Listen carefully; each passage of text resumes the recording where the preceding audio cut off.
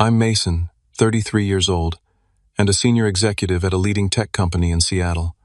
Growing up, my parents were always supportive, but my sister Madison, that's a different story. Our rivalry took an unexpected turn when my family rejected me from attending my mom's birthday dinner. Why? To make room for Madison's new successful boyfriend. Little did they know success has many definitions.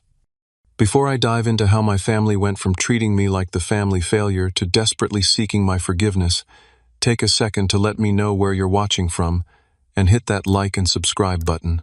Trust me, you'll want to see their faces when they realized who I really was. I grew up in suburban Chicago, in a typical middle-class neighborhood. Our house wasn't fancy, but it was comfortable with 4 bedrooms and a backyard where we'd have summer barbecues every weekend. My dad worked as an account manager at an insurance company, while my mom taught 3rd grade at the local elementary school. They were hardworking people who believed in traditional values, especially when it came to education and career paths. During my early childhood, I had a close relationship with my parents. I remember sitting on my dad's lap while he read the Sunday paper and helping my mom grade simple arithmetic tests at the kitchen table. Those moments felt warm, safe, and affirming. I was their first child, and for 2 years I had their undivided attention and love. Then Madison came along. 2 years younger than me, she quickly became the family favorite. It wasn't obvious at first, but as we grew older, the pattern became clear. Madison was naturally outgoing and charismatic. She brought home perfect report cards, won spelling bees, and always seemed to say the right things around adults.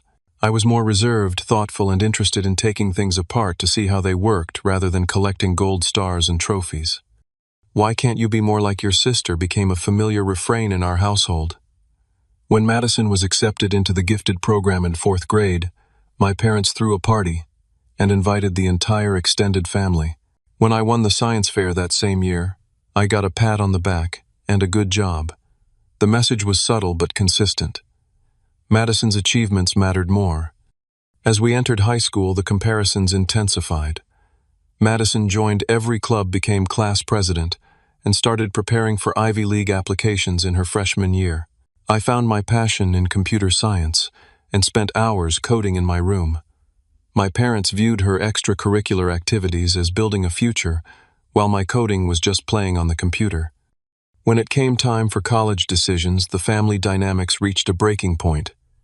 Madison was accepted to Princeton with a partial scholarship. My parents were ecstatic, telling everyone they knew about their daughter's achievement. I, on the other hand, had been researching alternative paths. The tech industry was changing rapidly, and I saw opportunities that didn't necessarily require a traditional 4-year degree. "I'm thinking about doing a coding boot camp instead of college," I announced at dinner one night. The silence that followed was deafening. My father put down his fork, looking at me as if I'd suggested becoming a professional gambler. "That's not a real education, Mason," he said firmly. "You need a degree to be successful in this world." My mother chimed in with her concerned teacher voice. "Honey, think about your future. What company would hire someone without a college degree?" Madison just smirked across the table, secure in her position as the child who was doing things the right way. Despite their objections, I stuck to my plan. I enrolled in an intensive coding boot camp in Chicago, supporting myself by working nights at a local electronics store. The program was challenging and immersive, and I thrived in the practical, hands-on environment. Within 3 months, I had built a portfolio of projects and was ready to enter the job market.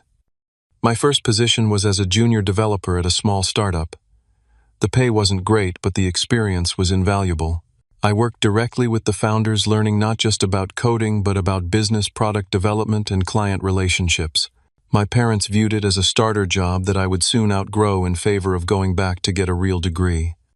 "It's not too late to apply to community college," my mother would say during our weekly calls. "You could transfer to a 4-year school after getting your basics." Meanwhile, Madison graduated from Princeton with honors and took a position at a marketing firm in Chicago. Her starting salary was higher than mine, a fact my parents often mentioned when discussing our careers. What they didn't understand was that I was building something different, investing in skills and connections that would compound over time. Over the next 5 years, I moved through 3 different companies, each step bringing more responsibility and higher compensation. I relocated to Seattle for a mid-level engineering position at a growing tech company, then was promoted to team lead within 8 months. By the time I was 30, I had been recruited to join a prominent tech company as an engineering director managing a team of 20 developers. Through it all, I maintained a relatively modest lifestyle. I lived in a comfortable but not extravagant apartment, drove a practical car, and invested most of my earnings. I never flaunted my success or salary, partly because I valued privacy, and partly because I'd learned early on that my accomplishments would never be enough for my family anyway. Why bother trying to impress them? My parents remained politely interested in my career, but clearly didn't understand what I actually did. "So you're still doing that computer thing?" my dad would ask when we spoke. They seemed to think I was stuck in some entry-level position, perhaps because I didn't brag about promotions or title changes. Madison, meanwhile, had plateaued at her marketing firm but continued to be the golden child, especially after she bought a condo in an upscale Chicago neighborhood that she could barely afford. By 33, I had been promoted to Senior Vice President of Engineering, overseeing several departments with a combined budget of over $50 million and hundreds of employees. I was responsible for critical technology decisions, managed large-scale projects, and reported directly to the C-suite executives. My compensation package had grown substantially, but my lifestyle remained relatively unchanged. I valued financial security and independence over outward displays of wealth. 6 months ago, I personally interviewed and approved the hiring of a promising young developer named Ryan Thompson. He had 3 years of experience and showed excellent problem-solving skills during the technical interviews. He was assigned to one of the teams under my purview, and while we didn't interact daily, he was definitely within my organizational chart. Ryan was talented, but clearly early in his career journey, the kind of person we hired for their potential rather than their existing accomplishments. Meanwhile, Madison's life continued on its carefully curated path.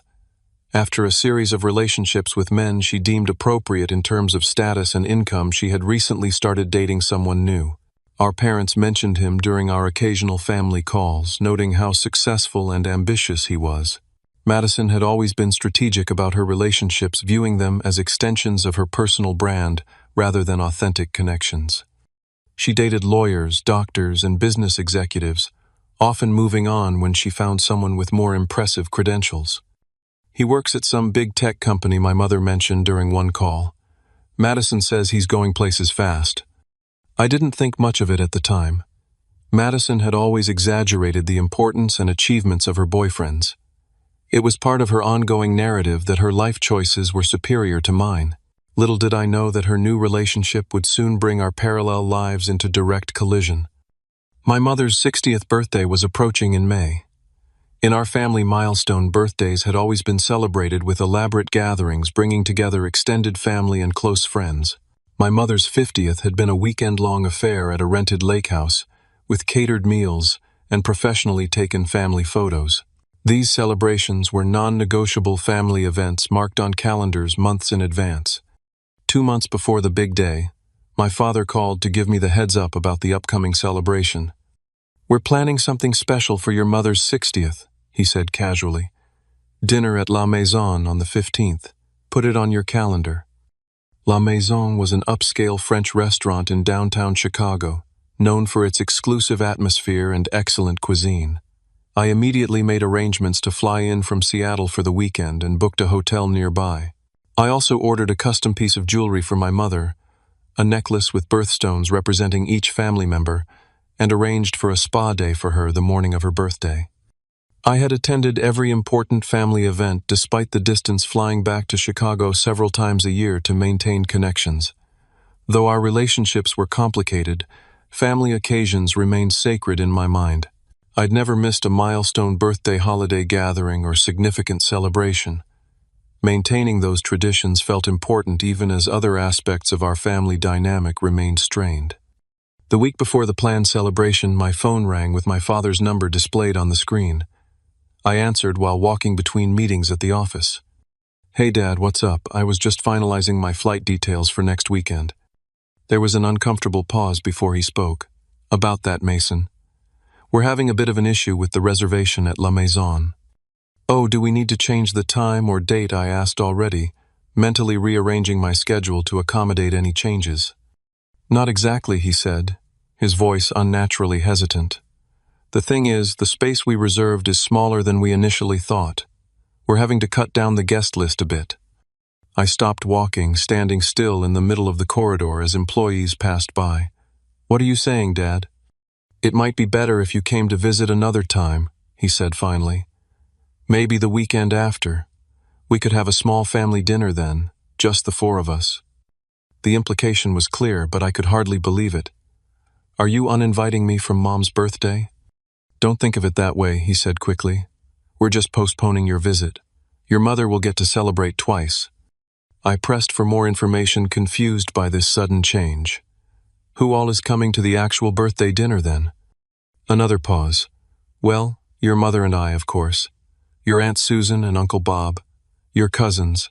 And Madison and her boyfriend. The pieces began to fall into place. So Madison's boyfriend is coming, but I'm being asked not to. My father sighed, clearly uncomfortable with the conversation. Madison really wants to introduce him to the family. He's quite successful, you know. Works at some big technology firm in a very important position. And that's relevant because, well, my father continued, his voice, taking on a slightly condescending tone. Madison thought you might feel, well, a bit uncomfortable around him, given your different career paths. She says he's on track for executive leadership, and we know how you feel about your more alternative career choices. I couldn't believe what I was hearing. After years of downplaying my career achievements, my family was now explicitly excluding me based on their misconception of my professional status. The irony would have been amusing if it wasn't so hurtful. Let me get this straight, I said, keeping my voice even despite the anger building inside me. I'm being uninvited from my own mother's milestone birthday because Madison wants to show off her boyfriend, and you're worried I'll feel inferior to him. Don't be dramatic, Mason, my father said dismissively. It's just one dinner. You can still call your mother on her birthday, and as I said, we can have a nice meal when you visit the following weekend. Has Mom agreed to this arrangement? I asked. She understands the situation, he replied vaguely. Madison has been planning this for weeks. Her boyfriend is very busy, and this was the only weekend he could make it. You know how important first impressions are. The subtext was clear. Madison's boyfriend's schedule and comfort were being prioritized over my presence at a family milestone. The rejection stung deeply, reopening childhood wounds I thought had long healed. And what exactly did Madison tell you about my career? I asked, curious about the narrative my sister had created. Well, we know you do something with computers at some company in Seattle, my father said. Madison mentioned that you're still in a pretty entry-level position. Nothing wrong with that, son. Not everyone climbs the corporate ladder. I almost laughed out loud at the absurdity. In reality, I was responsible for technology decisions affecting millions of users and managing a budget larger than most companies' entire revenue. But correcting this misperception felt pointless. If my family had decided I wasn't successful enough to attend my own mother's birthday, no title or salary figure would change their fundamental lack of respect. I see, I said simply. Well, I wouldn't want to make anyone uncomfortable with my presence. That's very understanding of you, my father said, sounding relieved that I wasn't putting up more of a fight. Like I said, we'll do something when you visit the following weekend. After hanging up, I stood in the hallway of my office building, processing what had just happened. The rejection brought back every moment of feeling less than in my family's eyes. Every comparison to Madison, every dismissal of my choices, every subtle and not so subtle indication that I wasn't measuring up to their standards. My initial reaction was a mixture of shock and disbelief, followed quickly by a deep, aching hurt. These were the people who were supposed to value me unconditionally, yet they had just explicitly stated that I wasn't welcome at an important family gathering because they perceived me as professionally inferior. Anger followed the hurt. I was tempted to call back and set the record straight to enlighten my father about my actual position and success. I imagined the satisfaction of watching them backpedal and suddenly find space at the table for me, but something stopped me. Would revealing my professional status change anything fundamental about our relationship? Would it make them value me for who I was rather than what I had achieved? I decided to respect their decision while maintaining my dignity. I canceled my flight and hotel reservation and sent a thoughtful gift and flower arrangement to be delivered to my mother on her birthday. I would not force my presence where it wasn't wanted, but neither would I pretend their actions hadn't hurt me deeply. What I didn't yet realize was that this rejection would set in motion a series of events that would expose years of family misconceptions in the most unexpected way. After the phone call with my father, I tried to put the whole situation out of my mind and focus on work. But human curiosity is a powerful force. Despite my best efforts, I found myself wondering about this supposedly impressive boyfriend who had effectively taken my place at the family table. What kind of person was he? What position did he hold that my sister found so impressive? And why did the timing of all this feel oddly coincidental? One evening, after a long day of meetings, I found myself scrolling through Madison's social media profiles. She had always been prolific online, carefully curating an image of success and happiness. Her recent posts featured artfully composed photos of brunches, wine tastings, and cultural events, often with carefully worded captions about living my best life and blessed with success. And there he was appearing in photos from about 2 months ago. A tall man with dark hair and a confident smile, always impeccably dressed in what looked like designer clothes. His arm was around Madison in most shots, and her captions referred to him only as my amazing guy or someone special without tagging or naming him. There was something vaguely familiar about his face, but I couldn't quite place it. In the tech industry in Seattle, you end up crossing paths with thousands of people at conferences, networking events, and industry functions. He could have been someone I'd seen in passing at any number of professional gatherings. I clicked on a clearer photo where he was more prominently featured. Madison had captioned it, "Date Night," with my successful tech executive hide, which made me roll my eyes at her transparent status signaling. But as I studied the image more closely, recognition dawned. No way, I muttered to myself. It couldn't be. I opened my company directory and searched for Ryan Thompson. His professional headshot appeared, immediately confirming my suspicion. Madison's successful boyfriend was none other than the developer I had hired 6 months ago. The irony was almost too perfect. My sister was dating someone who reported up through several layers of management to me. Ryan was talented and promising, but he was 3 years into his career and nowhere near executive leadership. He was a mid-level developer with potential, exactly the kind of person my family would have dismissed as having an alternative career path if he had been my friend rather than Madison's boyfriend. I pulled up Ryan's employment file to confirm what I already knew. He had joined our company 6 months ago after completing a computer science degree and working at 2 smaller firms. His performance reviews were positive, but noted that he was still developing his skills in several areas. His salary, while competitive for his experience level, was a fraction of mine, and most importantly, he was organizationally positioned 4 levels below me in the company hierarchy. This discovery presented an ethical dilemma. As a senior executive, I needed to maintain professional boundaries and avoid conflicts of interest. Ryan's personal life was his own business, and he had every right to date whomever he chose. The fact that he was dating my sister without knowing our connection was not his fault. I considered whether Ryan knew who I was. Given that he'd never mentioned the connection, and that Madison apparently had no idea what I actually did for a living, it seemed unlikely. Our company had thousands of employees, and while people in the engineering department certainly knew who I was, they didn't necessarily know details about my personal life or family background. The question now was how to handle this situation. I could immediately disclose the connection to both Ryan and Madison, potentially causing workplace awkwardness and family drama.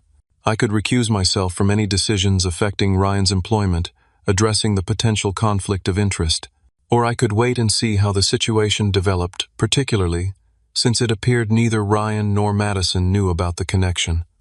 I decided on the third option, at least temporarily. I would maintain professional boundaries at work while observing how things unfolded. If Ryan and Madison's relationship became serious, I would need to address the potential conflict of interest, but for now there was no immediate action required from a professional standpoint. What fascinated me more was what this coincidence revealed about Madison's character. She had clearly exaggerated Ryan's position and importance to impress our parents, continuing her lifelong pattern of prioritizing appearances over authenticity. She had also deemed him important enough to exclude her own brother from a family celebration, all to maintain her carefully constructed narrative of dating someone impressively successful. I wondered if Ryan knew how he was being presented to my family. Did he realize he was being marketed as an executive on a fast track to leadership? Was he actively participating in this exaggeration, or was he an unwitting prop in Madison's status games? For a moment, I considered reaching out to Ryan directly to discuss the situation, but that would potentially create an uncomfortable dynamic at work. Ryan might feel his job was at risk if he continued dating my sister, or he might think I was trying to intimidate him. Neither outcome would be fair to him or conducive to a healthy workplace. Instead, I decided to let events unfold naturally. My mother's birthday was only a few days away. I would send my gift, make a polite call to wish her happy birthday, and continue with my life. If Madison wanted to create fictional narratives about her boyfriend's success, that was her choice. Reality had a way of eventually asserting itself. What I didn't anticipate was how quickly and dramatically that reality would make itself known. The morning of my mother's 60th birthday, I arranged for a large bouquet of her favorite flowers to be delivered to their home, along with the custom necklace I had ordered weeks earlier. I included a heartfelt card expressing my love and appreciation for her, making no mention of the dinner I had been uninvited from. I wanted her day to be special regardless of the hurtful circumstances. I spent the day focused on work, trying not to dwell on the fact that my family was gathering without me.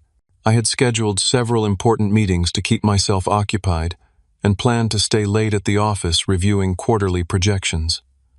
Immersing myself in work had always been my method for processing emotional challenges. Around noon, my mother called to thank me for the gifts. "The necklace is beautiful, Mason," she said, her voice warm but tinged with something that sounded like guilt.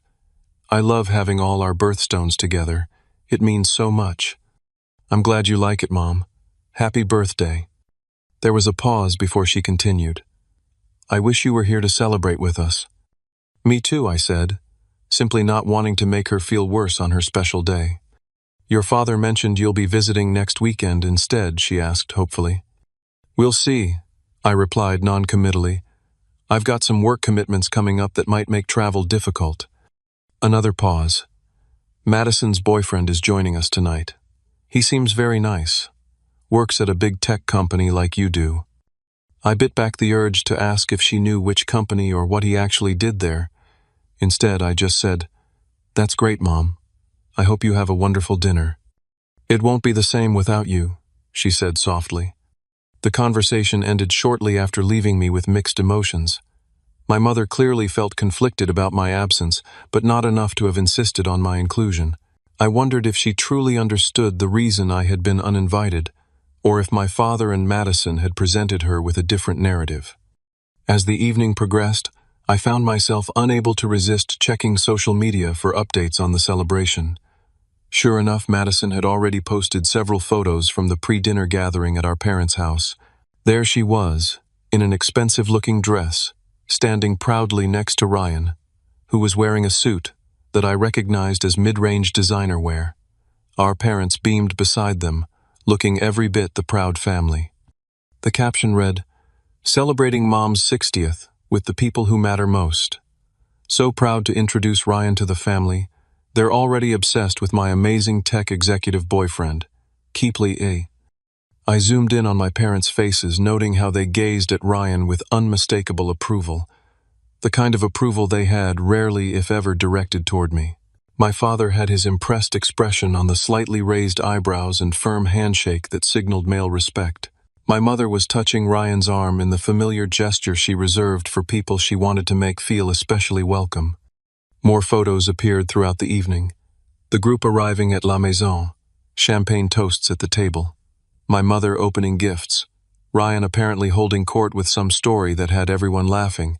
The narrative was clear: this was the perfect family celebration with the perfect successful boyfriend. My absence wasn't even acknowledged. I put my phone away and tried to focus on the budget spreadsheet open on my laptop, but concentration was difficult. Despite years of building my own life and success, there was still a part of me that yearned for my family's recognition and approval. Seeing them so easily replace me with someone they deemed more impressive reopened wounds I thought had long healed. Around 9 o'clock, my phone lit up with a video call from my mother. I hesitated before answering, but decided it would be petty to ignore her on her birthday. "Hey Mom, how's the celebration going?" I asked, forcing cheerfulness into my voice. "Wonderful. We're just having dessert," she replied, her face flushed with happiness and perhaps a few glasses of wine. "I wanted to call so you could say hello to everyone." The camera panned around the private dining room at La Maison. I could see my father raising his glass in acknowledgement, my aunt and uncle waving, and cousins I hadn't seen in years smiling awkwardly at the phone. Madison was visible at the far end of the table, looking annoyed at the interruption. Ryan sat beside her, his back to the camera. "We miss having you here, son." My father called out, his voice carrying the artificial joviality he adopted in social situations. "How's that apartment of yours, still in the same place?" "Yes, same place," I replied, not bothering to correct his assumption that I lived in some small starter apartment. In reality, I owned a spacious condo in one of Seattle's most desirable neighborhoods, but explaining that seemed pointless. "And work?" "Still doing that computer stuff," he continued, reinforcing his perception of my career as some vague technical hobby rather than a professional achievement. "Still in tech, yes," I said simply. My mother turned the camera back to herself. "Mason has sent me the most beautiful necklace with all our birthstones," she told everyone at the table. "Wasn't that thoughtful?" I could hear Madison's voice off camera. "That's nice. Ryan got Mom those designer earrings she's been wanting for ages, the ones from that exclusive boutique." My mother looked slightly uncomfortable but quickly recovered. "Yes, those too. I'm being absolutely spoiled today." She turned the camera again, this time panning slowly across the table. "Everyone say hello to Mason." As the camera moved past different family members, I nodded and smiled appropriately. Then it reached Madison and Ryan. Madison was whispering something in Ryan's ear, and he was nodding while reaching for his water glass. As the camera settled on them, Ryan looked up directly into the frame. The moment of recognition was instantaneous and unmistakable. Ryan's eyes widened and he choked slightly on his water. He quickly composed himself but couldn't hide his shock. "Mr. Richards," he said incredulously. Then, as professional instinct took over, he straightened in his chair and added, "Hello, boss." The silence that followed was deafening. The camera shakily turned back to my mother's confused face. "Boss," she repeated, looking from the phone to something off camera and back again. "What do you mean, boss?" I could hear Madison's sharp whisper. "What are you talking about, Ryan?" Ryan's voice came through, clearly sounding bewildered. "That's Mason Richards. He's the senior VP of engineering. My boss's boss." Another silence then, a cacophony of confused voices. The camera shook as it was apparently set down or passed around. I could see the ceiling of the restaurant briefly, then quick glimpses of shocked family faces. Madison's voice cut through the chaos, high-pitched with disbelief. "That's impossible. Mason works some entry-level tech job in Seattle." Entry-level? Ryan's voice sounded genuinely confused. "Mr. Richards oversees the entire engineering division. He's one of the most senior executives in the company." My father's face suddenly appeared in frame, closer than necessary to the camera. "Mason, is this true? Are you this young man's superior at work?" I nodded calmly. "Ryan was hired about 6 months ago. He's a talented developer on one of our engineering teams." "But you never said," my father began. "You never asked," I replied simply. The video call abruptly ended. Whether intentionally or accidentally, someone had hung up. I sat back in my office chair, processing what had just happened. The carefully constructed narrative about my career and success that my family had maintained for years had just collapsed in the most public and unexpected way possible. My phone immediately began buzzing with text messages. From my father, "Call me immediately. We need to talk about this." From my mother, Mason. I'm so confused. Please explain what's happening. From Madison. How dare you humiliate me like this? I set my phone aside, not ready to engage with any of them yet. The truth had finally emerged, but not by my design or choice. Now I needed to decide how to handle the fallout both personally and professionally. The next 24 hours brought a barrage of communications from my family. My phone filled with missed calls, voicemails, and text messages. I read and listened to them all, but decided to take time before responding. After years of being misunderstood and undervalued, I felt I deserved space to process my own feelings before managing theirs. My father's messages evolved from demanding explanations to offering awkward apologies. I don't understand why you never told us about your position, his first voicemail began accusingly. By the fifth message, his tone had shifted. Son, there's clearly been a misunderstanding. We need to talk about this as a family. My mother's communications were more emotional. I feel terrible about what happened, she said, her voice tearful. I never would have agreed to you not being at my birthday if I'd known. Well, everything. Please call me back, Mason. I need to hear your voice. Madison's messages were the most revealing. Initially hostile, she accused me of deliberately embarrassing her. You could have told me you knew Ryan. You set this whole thing up to make me look stupid. When I didn't respond, her tactics changed.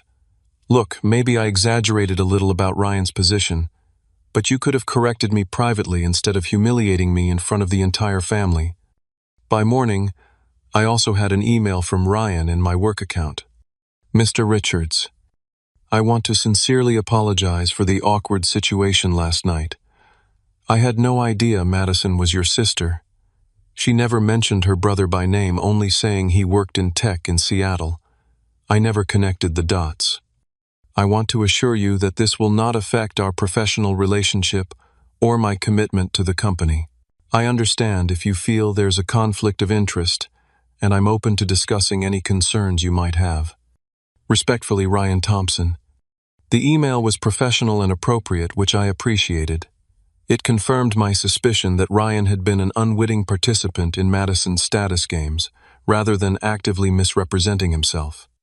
I responded briefly, assuring him that his position was not in jeopardy and that we would discuss the situation in person when appropriate. I emphasized that he should continue focusing on his work without concern about personal complications. After giving myself a full day to reflect, I decided to address each family member individually, starting with Madison. I called her that evening, bracing myself for a difficult conversation. She answered immediately.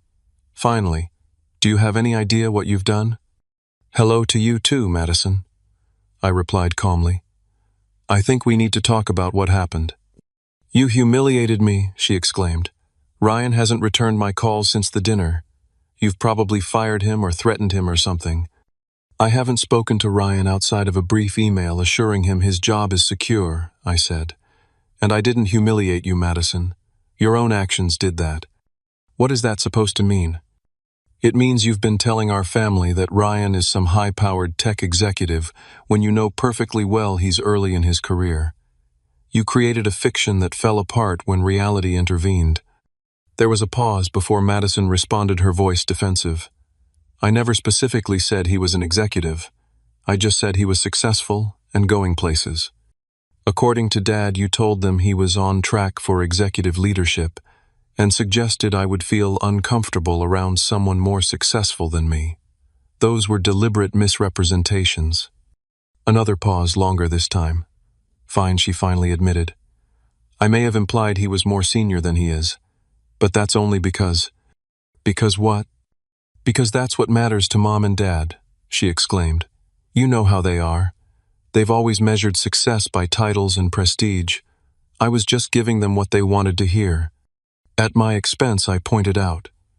You used these exaggerations as justification to have me excluded from Mom's birthday.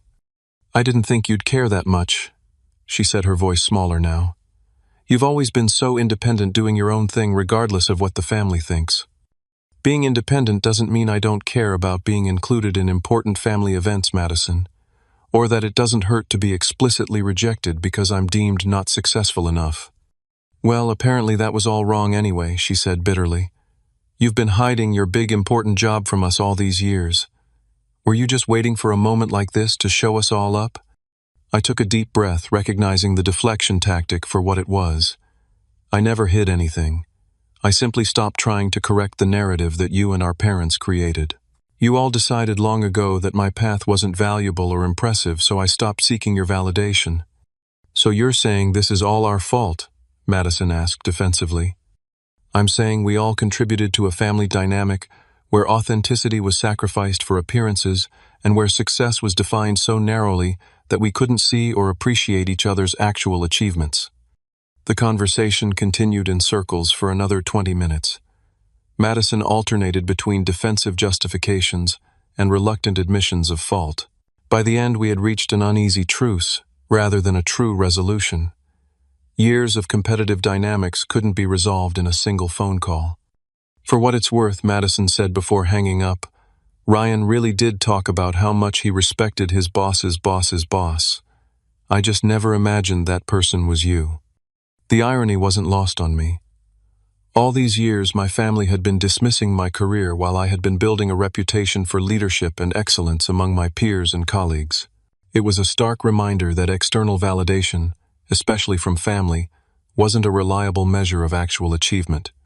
Next, I scheduled a video call with Ryan to address the personal and professional boundaries of our unexpected connection. He appeared on screen looking nervous, his usual confidence subdued. Thank you for making time for this conversation, Mr. Richards, he began formally. Under the circumstances, I think you can call me Mason when we're discussing personal matters, I offered. Though in professional contexts, we should maintain appropriate boundaries. Ryan nodded, visibly relieving. I want to assure you that I had no idea about the connection. Madison mentioned having a brother in tech in Seattle, but never by name. I never made the connection. I believe you, I assured him. And I want to be clear that your position at the company is not affected by this situation. Your work will continue to be evaluated on its own merits. Thank you, he said sincerely. I'm extremely uncomfortable with how I was positioned in your family situation. I never claimed to be an executive or anything close to it. I understand that too, I said. Madison has a history of enhancing the status of people in her life. That's not your responsibility. We discussed practical considerations, agreeing that our work interactions would remain strictly professional and that we would disclose the connection to HR to avoid any appearance of conflict of interest. I also made it clear that I wouldn't be involved in his performance reviews or promotion decisions going forward. If I may ask, Ryan said hesitantly, as our conversation was wrapping up, has this situation affected your relationship with your sister? I considered the question carefully. Our relationship has been complicated for many years.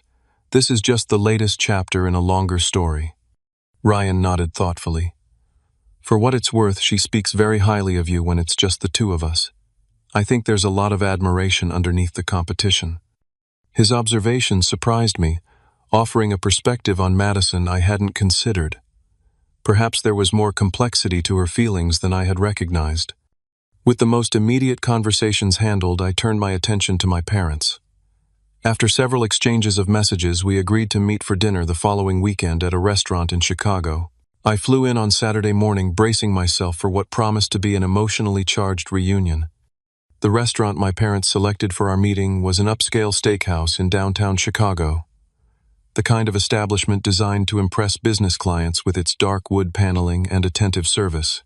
I arrived 15 minutes early and was seated at a corner table that offered some privacy for what would undoubtedly be a difficult conversation. My parents entered the restaurant exactly on time, my father scanning the room with the practiced efficiency of someone accustomed to business dinners, my mother looking more tentative beside him. I stood to greet them, noting the unusual uncertainty in their expressions. Typically, my father projected confidence, bordering on arrogance, while my mother maintained a pleasant social mask, regardless of the situation. Today, both looked genuinely unsettled. Mason, my father said, extending his hand formally, before pulling me into an awkward half-hug. Thank you for making time to see us. My mother embraced me more naturally, holding on a beat longer than usual. "It's good to see you, sweetheart," she said softly. We settled into our seats, and an uncomfortable silence descended as we studied our menus with unnecessary concentration. After the waiter took our orders and brought drinks, my father finally addressed the elephant in the room. "Son, I owe you an apology," he began, his voice carrying the slightly rehearsed quality of a prepared statement. "What happened at your mother's birthday was unfortunate, and I take responsibility for my role in it." I nodded but remained silent, waiting for him to continue. "I should have questioned Madison's characterization of the situation more thoroughly," he continued, "and I should never have suggested you miss your mother's birthday celebration." "But why did you accept her framing so easily?" I asked. "Why was it so believable to you that I would be intimidated by someone supposedly more successful?" My father looked uncomfortable. "You've always been difficult to read when it comes to your career. You never talk about promotions or accomplishments. You live modestly.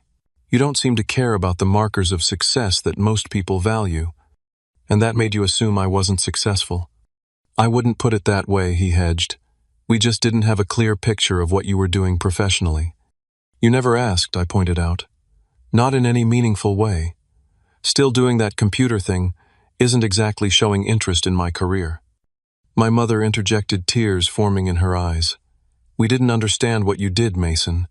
All those technical terms and company names meant nothing to us. Madison's path was easier to comprehend and share with friends. So because my career didn't make for easy conversation at your social gatherings, you decided it wasn't worth understanding." "That's not fair," my father protested. "Isn't it?" I challenged.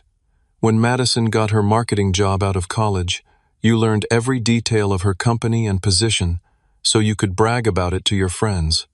You never made that effort with me." My father started to object, then stopped, considering my words. "I suppose there's some truth to that," he admitted reluctantly. "The issue isn't just about what happened at Mom's birthday," I continued. "It's about a pattern that's existed our entire lives. Madison follows the path you understand and approve of, so she gets recognition and support. I choose a different route, so my achievements are minimized or ignored." "We've always been proud of you both," my mother insisted, wiping away a tear. "Have you?" I asked gently. "Or have you been proud of Madison and tolerant of me?" The question hung in the air as our appetizers arrived. We ate in silence for a few minutes, each processing the uncomfortable truths being surfaced.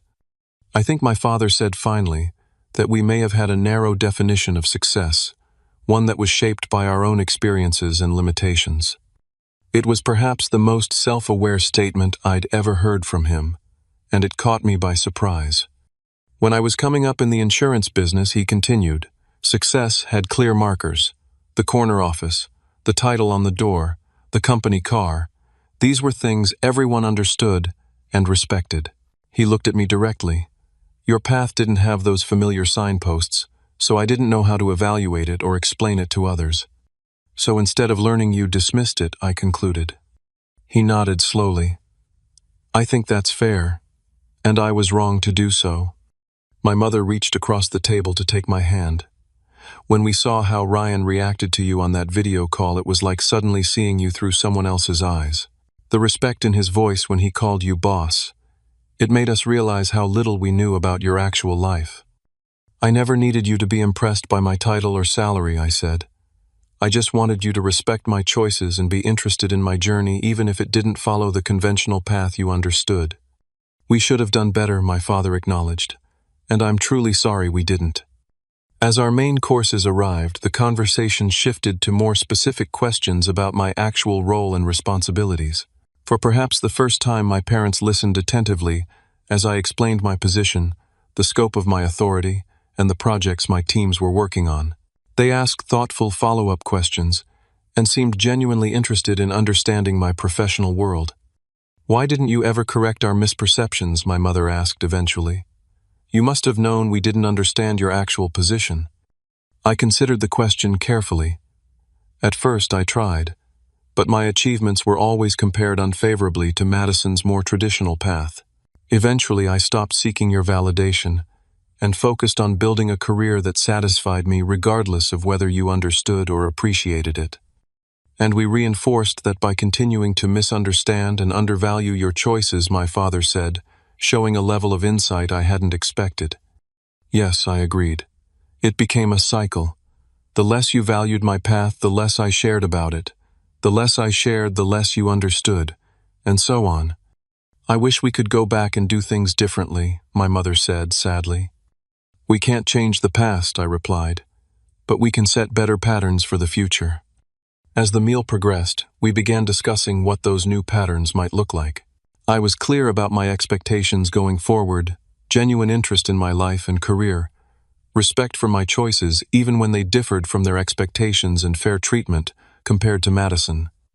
No more excluding me from family events based on perceived status, I said firmly. No more dismissing my career as that computer thing. No more comparing my choices unfavorably to Madison's. My parents agreed to these terms, though I could see my father struggling with some of the implicit criticism of his past behavior. Pride had always been his weakness, and acknowledging failures didn't come easily to him. And what about Madison, my mother asked cautiously. How do we help repair that relationship? Madison and I have our own issues to work through, I said. But you can help by not enabling or rewarding her competitive behavior.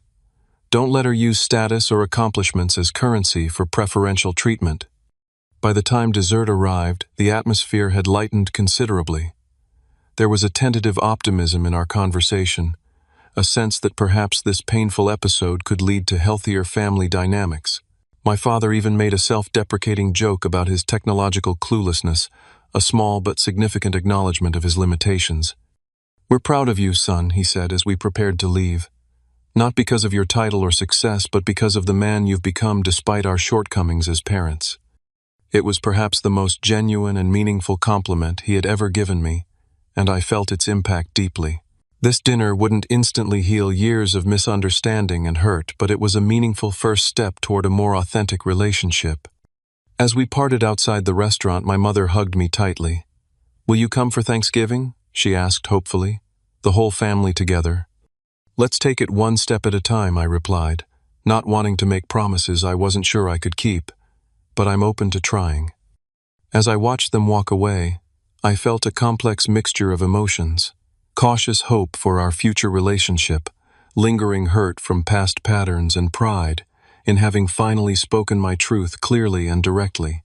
Whether this conversation would lead to lasting change remained to be seen, but for the first time in years, I felt the possibility of a more authentic connection with my parents. In the months following our family confrontation, gradual but meaningful changes began to take shape in our relationships. My parents made visible efforts to engage more authentically with my life and career. My father subscribed to several tech industry newsletters, occasionally sending me articles with questions that showed genuine interest. My mother initiated weekly video calls that focused on my day-to-day experiences rather than achievement milestones.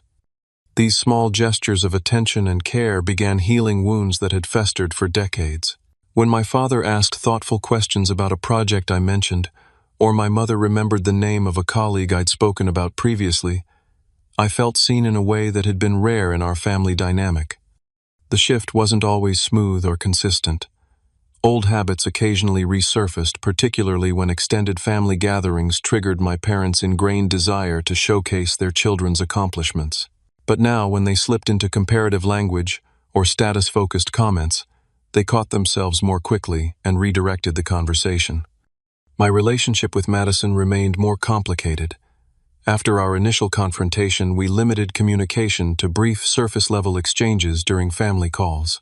The competitive dynamic that had defined our relationship since childhood couldn't be dismantled overnight, and we both needed time to establish new patterns of interaction. 3 months after the birthday incident, Madison reached out to suggest meeting for coffee during my next visit to Chicago. I agreed, curious about her initiative, but cautious about expectations. We met at a quiet cafe in Lincoln Park, away from family or familiar acquaintances. Madison arrived punctually, looking polished as always, but with a subdued demeanor unusual for her typically confident presence. "Thanks for meeting me," she began, after we'd ordered. "I've been doing a lot of thinking since everything happened." "So have I acknowledged. She traced the rim of her coffee cup with one finger, gathering her thoughts. "Ryan and I broke up," she said finally. "It wasn't working." "I'm sorry to hear that," I replied sincerely. "Don't be. It was for the best." She looked up at me directly. "He wasn't who I was pretending he was, and I wasn't who he thought I was either." "What do you mean?" "After everything came out about your position, Ryan started asking more questions about me, about my career, my goals, my actual achievements, rather than how I presented them." She gave a rueful smile. "Turns out he valued authenticity more than status. He said he'd rather date someone genuinely passionate about their work than someone focused on appearances." The irony wasn't lost on either of us. Madison had selected Ryan partly for his perceived status value, only to discover he didn't share her prioritization of external validation. "It made me think about how much energy I've spent crafting an image instead of building a meaningful life," she continued, "and how much of our relationship as siblings has been poisoned by competition." "That's a significant realization," I observed, impressed by her self-awareness. "Don't get too excited," she said with a flash of her old sharpness. "I'm not completely reformed, but I am trying to be more honest with myself and with others." We spent the next 2 hours in the most genuine conversation we'd had as adults. Madison acknowledged how our parents' tendency to compare us had shaped her need for validation and recognition. I admitted that my withdrawal from family approval had sometimes manifested as smugness or superiority. "Do you think we can ever have a normal sibling relationship?" she asked as we prepared to leave. "I don't know about normal," I replied honestly, "but maybe we can build something healthier than what we've had." "I'd like to try," she said, and for once I believed her sincerity. Meanwhile, at work, my unexpected connection to Ryan had required some professional navigation. Following our initial conversation, we met with HR to disclose the personal relationship and establish appropriate boundaries. I recused myself from decisions directly affecting his employment, and we maintained strictly professional interactions in the workplace. Despite the awkward circumstances, Ryan continued to perform well, and eventually transferred to a different department, where any perceived conflict of interest was further minimized. We occasionally encountered each other at company events, exchanging polite but distant greetings that acknowledged our complicated connection without dwelling on it. 6 months after the birthday revelation, I received news of a significant promotion. The company was restructuring its leadership, and I was offered a position on the executive leadership team reporting directly to the CEO. The role represented a substantial increase in responsibility, compensation, and visibility within the organization. When I called my parents to share the news, their reaction was markedly different from what it would have been a year earlier. "That's wonderful, Mason," my father said warmly. "Tell me about what the new position involves." Rather than immediately comparing my achievement to some benchmark or asking about the superficial trappings of success, he listened attentively as I explained the scope and challenges of the new role. My mother asked thoughtful questions about how I felt about the promotion and what aspects excited me most. The conversation affirmed the progress we'd made in our relationship. They were celebrating my success on my terms, interested in the substance of my achievement rather than how it looked to others or how it compared to some arbitrary standard. "We're having a small dinner next weekend to celebrate Mom's retirement," my father mentioned as the call was wrapping up. "Nothing fancy, just family. We'd love to have you there if you can make it." The casual, genuine invitation stood in stark contrast to the painful exclusion I'd experienced less than a year before. "I'll be there," I promised, and meant it. Beyond the changes in my family relationships, the experience had prompted deeper personal reflection about validation, success, and authenticity. For years, I had claimed to be unbothered by my family's lack of recognition, focusing instead on internal measures of achievement. But the pain of being excluded from my mother's birthday had revealed that I still craved their approval more than I had admitted to myself. This realization led me to examine other areas where I might be seeking external validation while pretending to be above such concerns. At work, was I truly motivated by the impact of my contributions, or was I still unconsciously chasing titles and recognition? In friendships, was I authentic about my needs and boundaries, or was I performing a role I thought would be valued? These questions pushed me toward greater honesty with myself and others. I began building a community of friends who valued authenticity over appearances, people with whom I could share both successes and struggles without fear of judgment. Some colleagues became genuine friends, as I allowed more of my true self to emerge in professional contexts. I also found unexpected fulfillment in mentoring younger professionals, particularly those following unconventional career paths similar to my own. Helping them navigate challenges and recognize their own value became deeply satisfying, perhaps, because it allowed me to provide the validation and support I had lacked early in my career. The journey toward healing family relationships continued with steps forward and occasional setbacks. During one family gathering, Madison slipped into her old competitive patterns, making a pointed comment about her recent promotion. But instead of responding defensively or withdrawing, I simply acknowledged her achievement with genuine congratulations. The moment passed without escalating into our familiar toxic dynamic, a small but significant victory.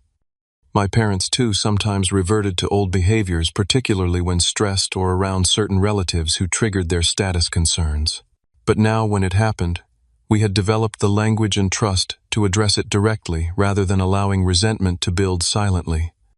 As I reflected on the entirety of this journey one evening, sitting on the balcony of my Seattle condo with a view of the city lights, I recognized the profound lesson at its core. Respect and recognition should never be conditional on status or conformity to others' expectations. True connection comes from being valued for who you authentically are, not for titles, achievements, or external markers of success.